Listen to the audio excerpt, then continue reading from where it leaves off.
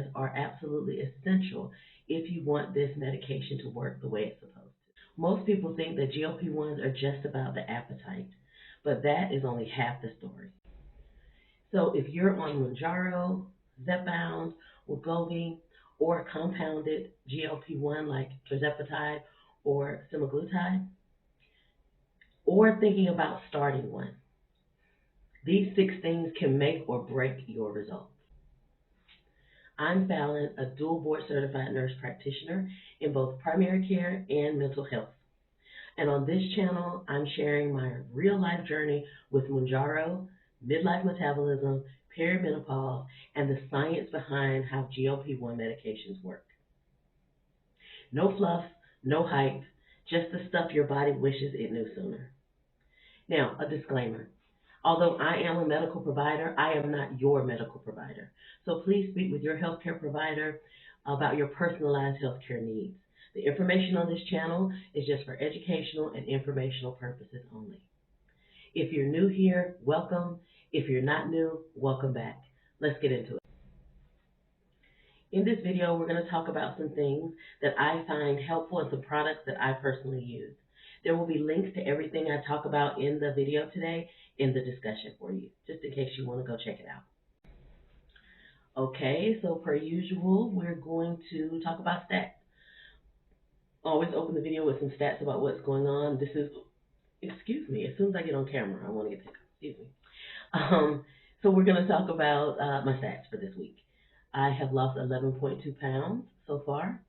I'm still doing 5 milligrams, and I did have a checkup with my doctor the end of last week and decided that 5 milligrams is where I'm going to stay.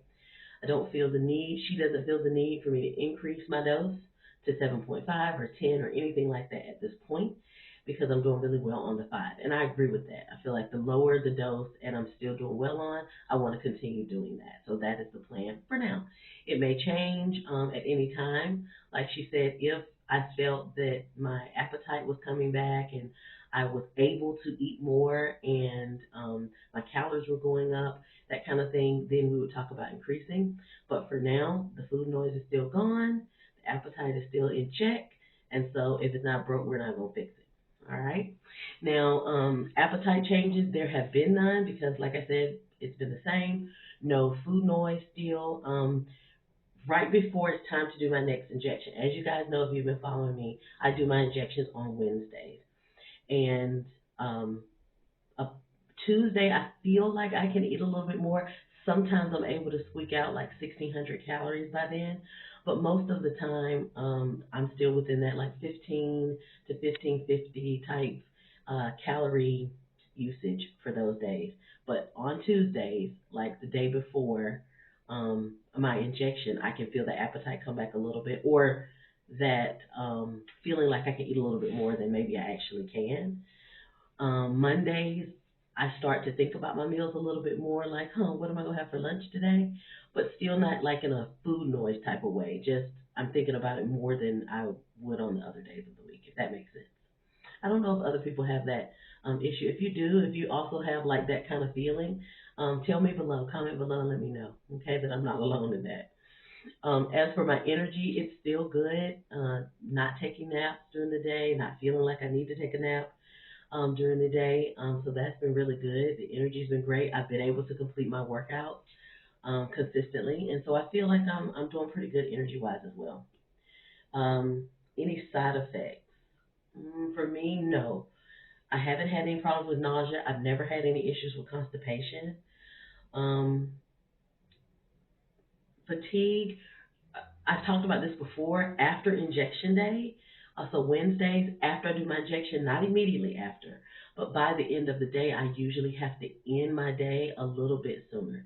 I go to bed a little bit earlier, I get maybe less done. Sometimes I don't necessarily get my workout in, and that kind of thing because I feel a little bit more tired.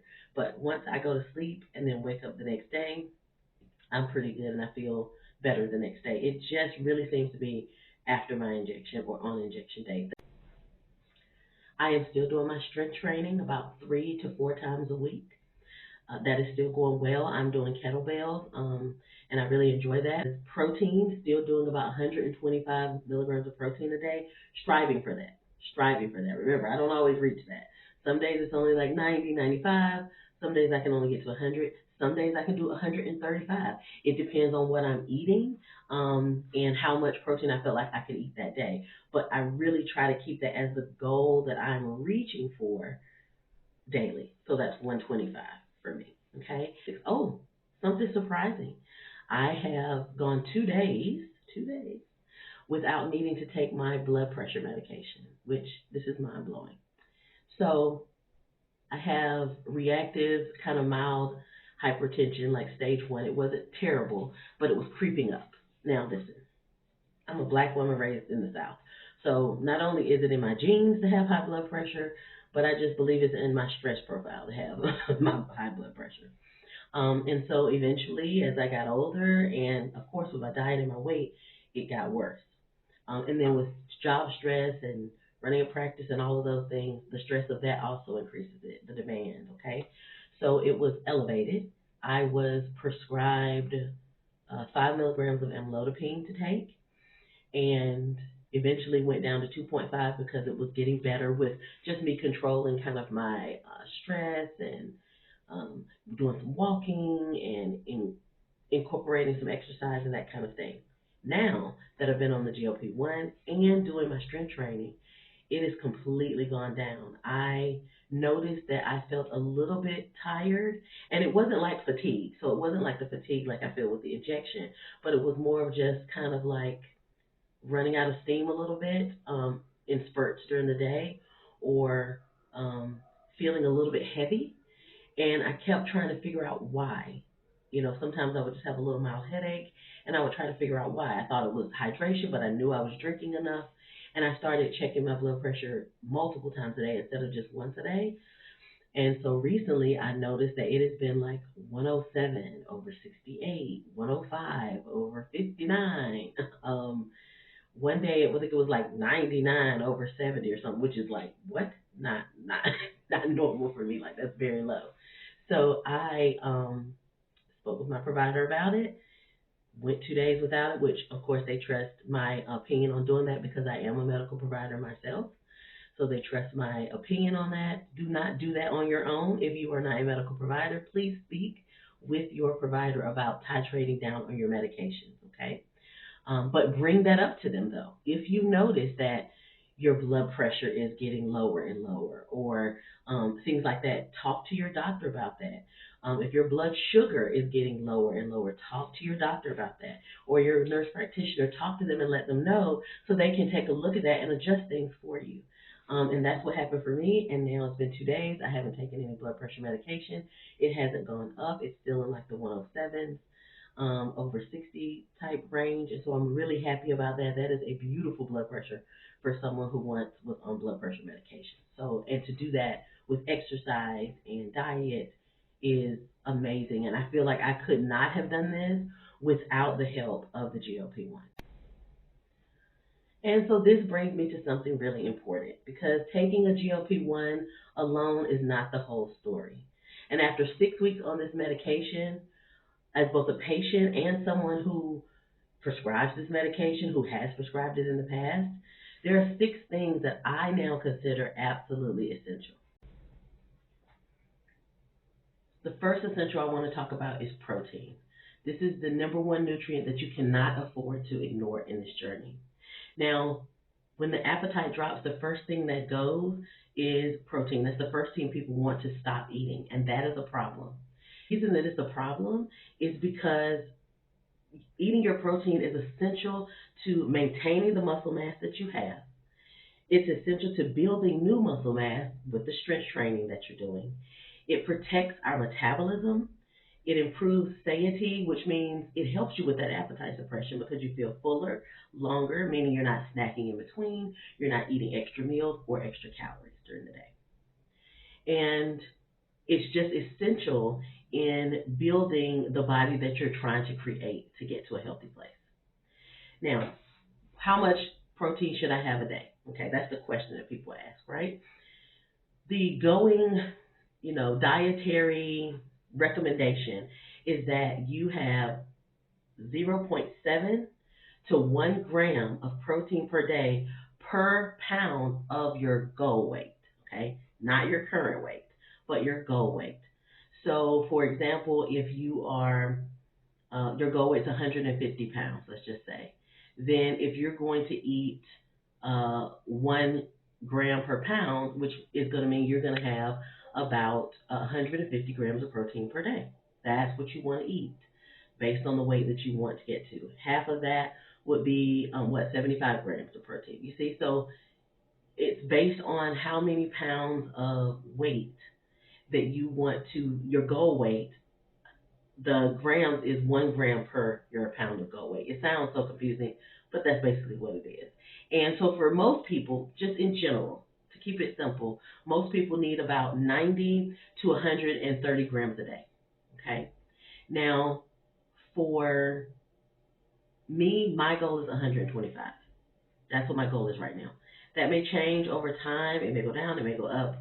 But that is my goal right now. Again, remember, I am not reaching that goal every day. Okay? I am only trying to strive for that. And some days I overshoot it, and some days I don't meet it.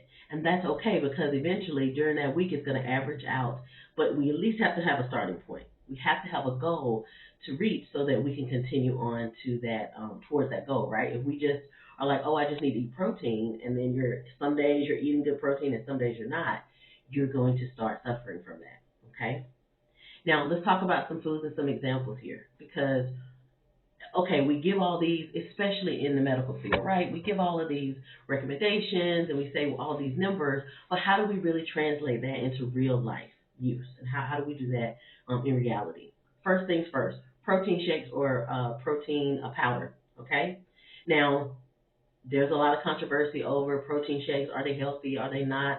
There's some ones who claim to be healthier. There's some plant-based. There's whey-based. I will tell you that whey-based protein helps with muscle mass a little bit better. But whatever works for you, protein is, the thing that we're striving for.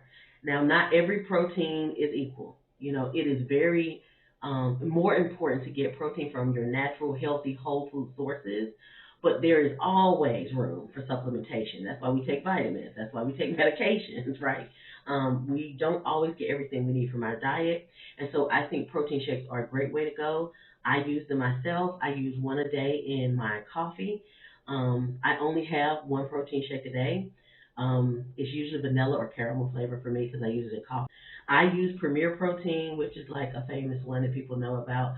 I am used to this because this is what we used when I had VSG surgery 10 years ago. It was something that was promoted and something that was easy to get, and I liked the protein shakes. They tasted okay, so I'm used to that, and that is what I use. On top of that, they give you 30 grams of protein right there, boom, one shot. So I'm good with that. Another thing that I like to eat is eggs. They're my absolute favorite. I have at least two, okay, at least two. Umami eggs every single morning for breakfast. What are umami eggs? I think I've talked about it in one of my first videos, but it's basically a recipe where you marinate your eggs in like garlic, soy sauce, honey, sriracha.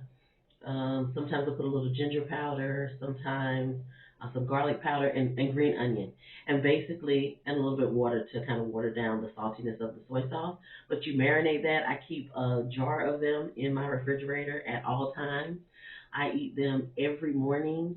That is 12 grams of protein right there.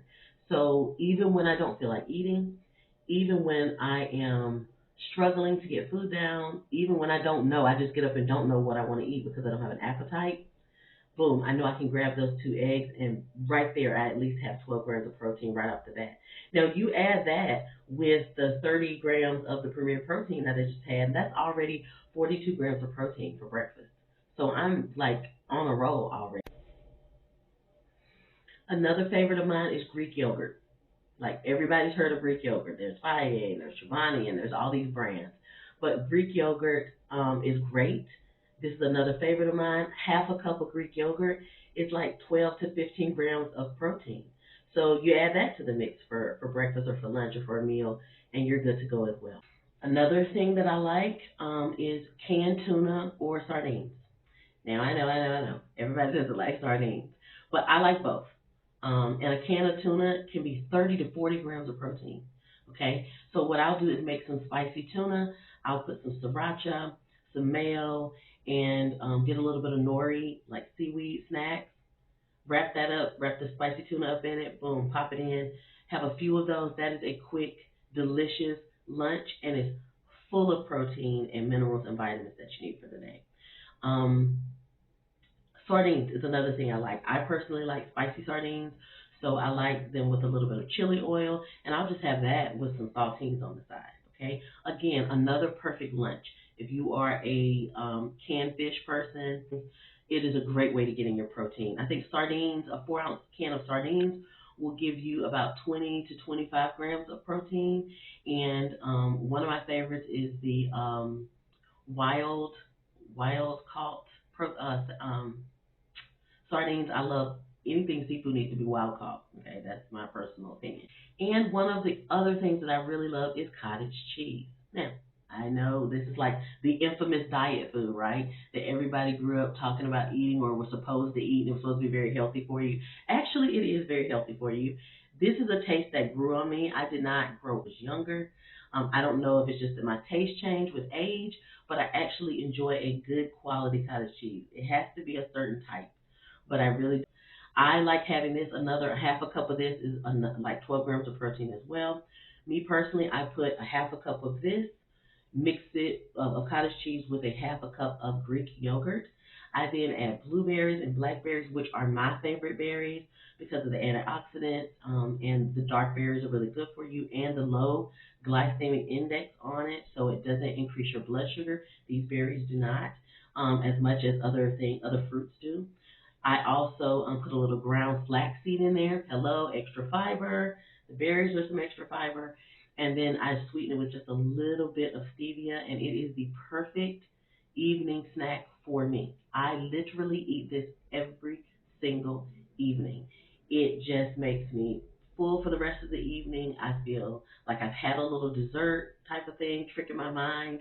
I got the berries in there, and I don't have any GI issues when I go to sleep or any heartburn or anything like that. This is great.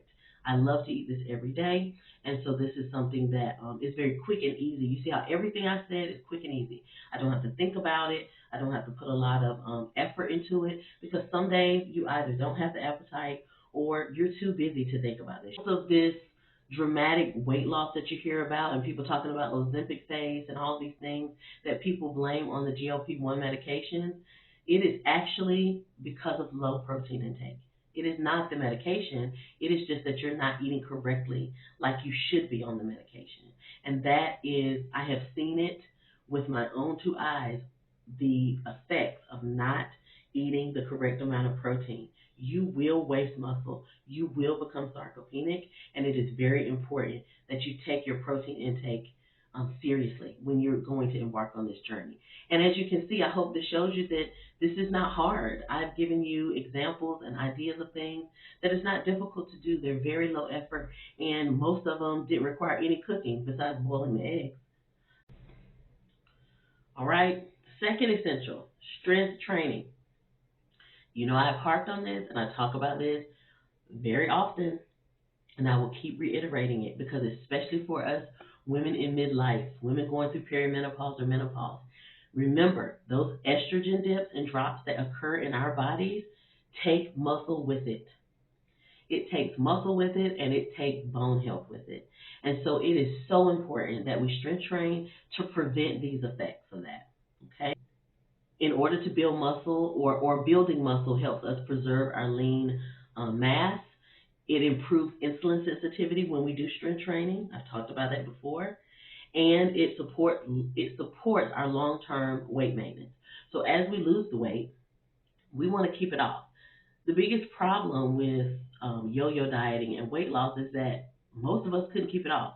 We could do these diets for months at a time, weeks at a time, and then the weight would come right back on when we got off track. The benefit of the GLP-1 is that taking that consistently helps you consistently stay satiated, helps decrease the appetite, slows your gut down a little bit so that you feel full longer. Have the disease of obesity and you have a GLP-1 on board, It helps keep those hormones around longer so that you can benefit from them longer. The issue with that is that we need to strength train because as we're not eating as much as we used to, we're going to lose muscle. The body has to use something for that energy. And if you're not directing it to use the fat for that and to use the fat up, then it's going to start eating at weight and muscle. Now, 2 to 3 strength training sessions per week is all you need. I personally aim for 3 to 4 a week. I use kettlebells. I prefer using kettlebells because I feel like I get a full body workout in less the time, half the time, okay? Because I don't have a lot of time to do a 30 and 40-hour workout. I just don't have that time in my life right now. Maybe in the future I will, but right now I don't have that type of time. And I know many of you probably don't have that type of time. It is important to be able to fit that in to your schedule and fit that in as your self-care. Self-care is not always pretty. Self-care is not always frou-frou with spa days and music. Sometimes self-care is taking the time to go to that doctor's appointment, to get those labs done, to do that workout. Sometimes self-care is boring, and that's okay too. Now, again, I aim for 3 to 4 days a week, get a full body workout, and because I'm using kettlebells, I feel like it prevents me from making excuses because I know I can get a full body workout as well as I know I can fit 20 minutes in my day. For me, that's at night. Some people do better working out during the day or in the morning. It's too busy for me during that time. At night, when my kids have gone to bed, when everything's silent, I can put on YouTube in my earphones. I can listen to music. I can listen to an audiobook, and I can punch out 20 minutes of a kettlebell workout before I get into bed. That also eliminates excuses for me because I'm going to get into bed at some point. So right before you get in this bed, do this workout. And that way you can stick with it and make sure I do it at least 4 times a week, 3 to 4 times a week. Essential number 3 for me is electrolytes. I'm going to tell you how I do it and why it's important for me. Now, GLP-1s slow down your gastric emptying and your appetite. This also translates into us drinking less, okay? No matter how much we think we're, trying to get it in, which I really am trying every day, if you have a lower appetite, you're going to find yourself drinking less. There are plenty of days when I have found myself still feeling a little bit dehydrated because I've drank a lot of water, but it's just not quite enough, or maybe I've expended too much energy that day. So drinking less is a thing as well, along with the appetite suppression. What I do, and the symptoms of that, you might start to feel fatigue, you might start to have headaches, even those little twingy headaches, just that you feel are just, I just have a little headache, but it'll go away. That can be a signal that you're dehydrated. Dizziness and even constipation is definitely a sign that you're dehydrated. Now, for me, simple solutions for me is electrolytes. I personally like the brand Electrolyte. I was introduced to this when I was on vacation in Mexico, and it's very hot. And I have loved it ever since. I love the way they taste. They're not too sweet. They're light, and they're very hydrating. Okay. It comes in a variety of flavors. It even comes in like tropical flavors like coconut and passion fruit. My personal favorite is just the plain old lemon lime. That's always been my favorite electrolyte flavor. And I order it on Amazon. Again, there's a link below if you want to try it. I don't like the powder electrolytes. I like to just have them already made. And for me, I have about 4 ounces of electrolyte at night with my fiber supplement mix. Right, water, water, water. We also have to drink water. We all have like 1,000 water bottles laying around, right? But I personally try to drink and have talked to my nutritionist about 1.5 to 2 liters of water per day.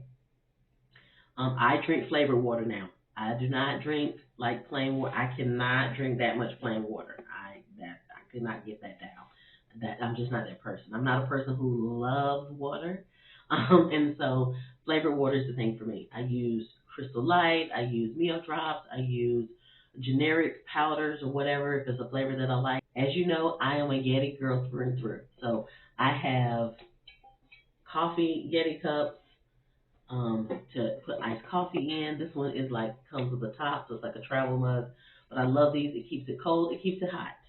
I also have bigger bottles. Excuse my stickers. I like to decorate it. Yetis. I have a 1.2 liter water bottle. So I really love Yetis because they keep everything cold. I love to have my beverages stay cold all day. I love icy cold beverages. Most of the time, I'm an iced coffee person. But keeping the water in containers like this and having it with me is a lifesaver. I can fill up about 3 of these and have my water that I need for the day. I can drink about one and a half of these and get my water in for the day. And so that's how I do it. And I'm not a water person, so this has been a learning curve for me to make sure I get my hydration in. But having a cute water bottle helps, right? Another thing you can do for hydration is broth. Bone broth is really good. Not only does it have can help with hydration, but it has vitamins, minerals, and collagen in it. It has some protein in it. So especially on those days when you have a really low appetite, some warm broth is great for that. Or if you're feeling under the weather, let's say you have a cold or you're feeling sick and you can't quite eat anyway, and then you're on the GLP-1, well, you can have some broth, and that'll help you feel a lot better and get you some vitamins and minerals. Now, my fourth essential is fiber. Fiber, fiber. Very important for our GLP-1 users, right? Why is it important? Because it prevents constipation. Hello. One of the number one things people, number one side effects people have is constipation, because remember, that gut is slowing down and it's not moving as much as you used to. The food is staying in your stomach a little bit longer, your gut a little bit longer. And so you can, in turn, have some problems with constipation. Okay? Not only does fiber help with constipation or preventing it, it also helps with your gut health. When you have a lot of fiber, fiber kind of goes in and almost like our little scrub daddy scrubbing your gut out. So think of like flaxseed or chia seed or oatmeal or different things, and they're in there kind of cleaning your gut out. And that's what fiber does. It cleans all the gunk away. Um, it helps with blood sugar control, and it helps you also stay full longer. So fiber helps with that satiety as well. Now, some examples, I just mentioned some. Chia seed, flaxseed. I pour those in that yogurt bowl that I talked about with the cottage cheese that I make. I dump those in there too, stir them up, and you don't taste it. Some people do like a chia pudding. Berries, blackberries, blueberries, raspberries, strawberries. I love any of those. Again, my favorites are the dark berries, blackberries, and blueberries, and doing that is a great source of fiber. Vegetables, salad, and then fiber supplements. Sometimes, even if you do have an intake of fiber, we all need a supplement. It's just like with protein, right? That protein shake is a good supplement just to kind of boost that intake. Same thing with fiber. Now, I use a pre and postbiotic fiber supplement. It's in a powder form. I mix it with some cold electrolyte, like I talked about before, about 4 ounces of it, and I drink that every day. Cold, it has to be cold, because if you mix anything with prebiotics and probiotics, it needs to be cold.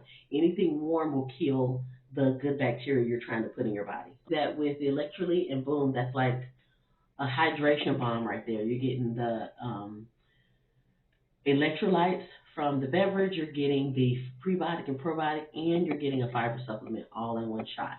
So that's how I take it. And I personally have not had any problems with constipation on Mounjaro. I haven't had any GI issues with it, actually. Now, I could not find the probiotic fiber supplement that I take, but GoBiotics has a supplement that is very similar to it. It has about 6 grams of fiber, which is equal to what mine has. And so I've linked that below if you want to check that out. It has really, really great reviews, and it's almost identical to the one that I take. Most people should aim for about 25 to 30 grams of fiber a day. So if you have that 6 grams that you know you're going to get with your supplement, then you know you can get at least 19 grams of fiber in your food for the rest of the day. And that's why supplements are so important, because they give you kind of that boost. They kind of start you off and give you a head start for the day, so you can just build on that. Now, my fifth essential that I believe is a game changer in this journey is low effort meals. GLP-1 appetite changes, and so we don't need large meals. We just need simple nutrition options. Okay. Now, examples here are a protein shake and some fruit.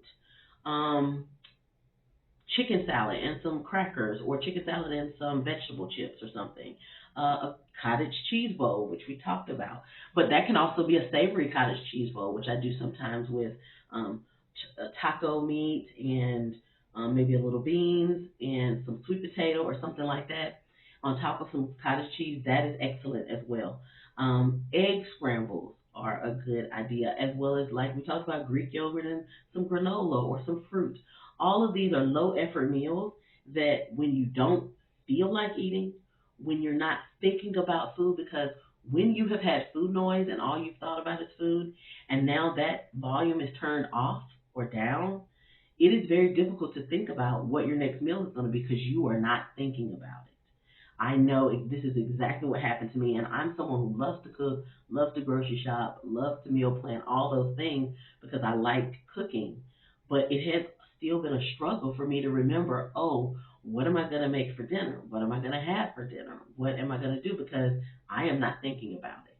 So having these low effort go-to meals is really important. And getting enough protein is the most important thing on this journey.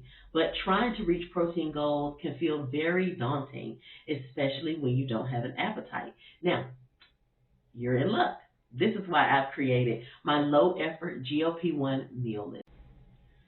This is a meal list that is a printable template with quick protein options, no cooking required, I promise, and a list of GI gentle foods or meal ideas like 2 ingredient max, like yogurt and fruit, that kind of thing, and a section where you can create and personalize your own list of go-to foods and your own list of like 5-minute emergency meals. Okay, so if you want this free template for you, it is linked below in the description. And I just hope this is really helpful for you as much as it has been for me, because it has been a lifesaver for me on this journey. All right, essential number 6, which I think honestly is the most important. I think it's more important than protein. Can you believe that? More important than strength training. Can you believe that? But I think this is the most important thing, and that is mindset and patience. You know, GLP-1 medications are not a shortcut, no matter what people say, no matter people who say, oh, it's cheating, or you're doing it the easy way, or you're taking the easy way out. None of these things are easy. I have had bariatric surgery. I am a provider and I know all the science. I am now using the GLP-1. None of these journeys are easy when you have obesity, when you have the disease of obesity. And these medications are a metabolic tool. They help with insulin resistance, they help with hormone regulation, and they help with appetite.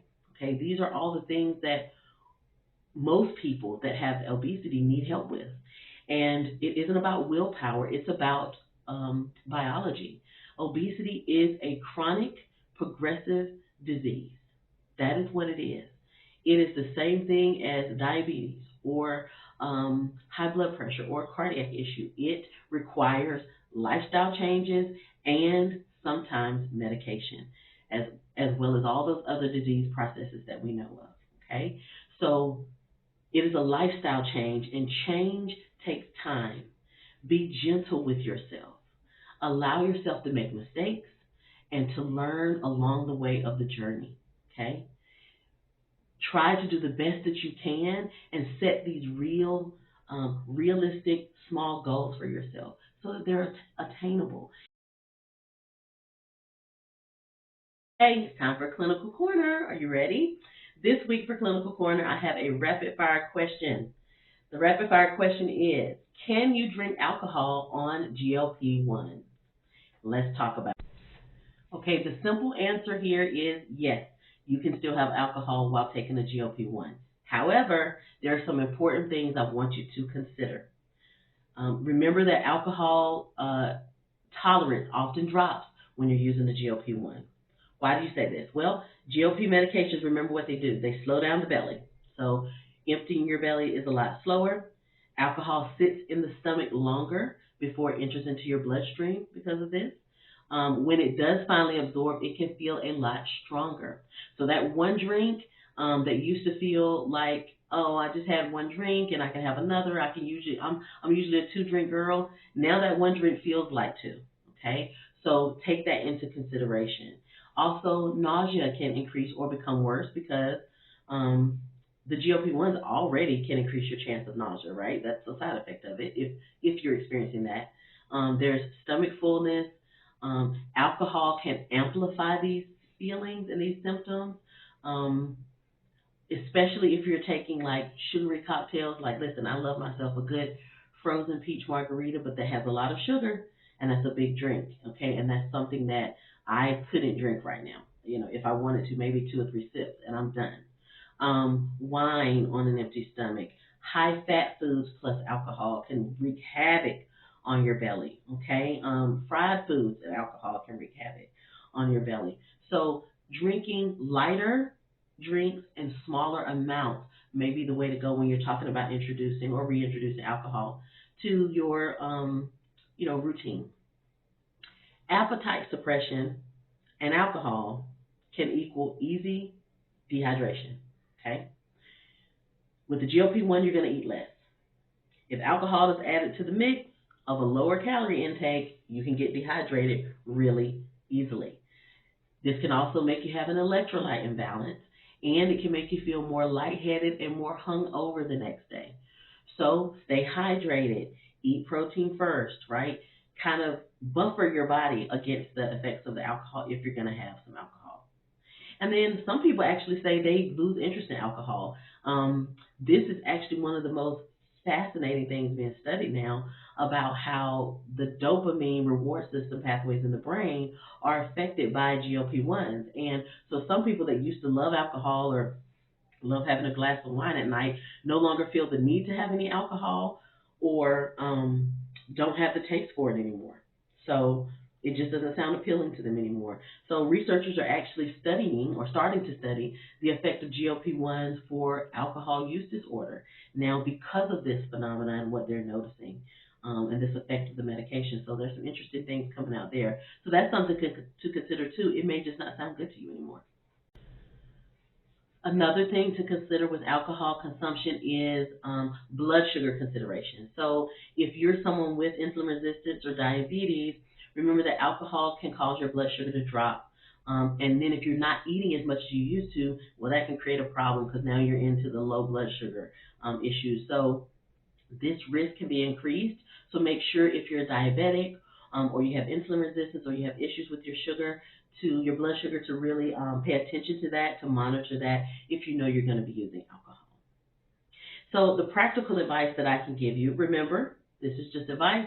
This is educational purposes only. I am not your provider. If you have an issue with alcohol, please speak with your provider. Reach out to your provider about it. If you have more questions about this, please reach out to them. But my advice is starting with one drink and seeing how your body responds. Don't think that you can go out and drink the same way you used to or do the same things you used to. Take your time and kind of slowly introduce things to see how you feel with them and how you tolerate them. Eat protein first before drinking to kind of get that belly full and get something on the stomach before you start drinking. And then drink extra water, hydrate. Make sure you kind of lower that chance for dehydration, remember, because it can increase with using alcohol and having a lower appetite. And then avoid sugary cocktails, plummeting that blood sugar. And then if you notice any nausea or dizziness, just stop when that starts. Don't keep drinking past the point of side effects, okay? That's never a good thing, whether you're on a GLP-1 or not. So 6 weeks in, and what I'm realizing is that although this medication is so powerful, the real results come from what we build around it. It is a very powerful tool to give us a jump start and a head start, and the habits that we build around it is what's going to sustain us. Now, I hope that this video was helpful to you. Tell me in the comments if you are starting a GLP-1, if you're thinking about starting one. I'd love to know what week you're on in your journey. Any questions that you have. If you have some rapid fire questions for me, put them down in the comments so that I can address those in the coming videos. And if you found this helpful, please subscribe, hit like this video, hit share it with someone who's going through this journey or you think are thinking about going through the journey. Like, comment. I will see you in the next one. Thanks for watching, my friends.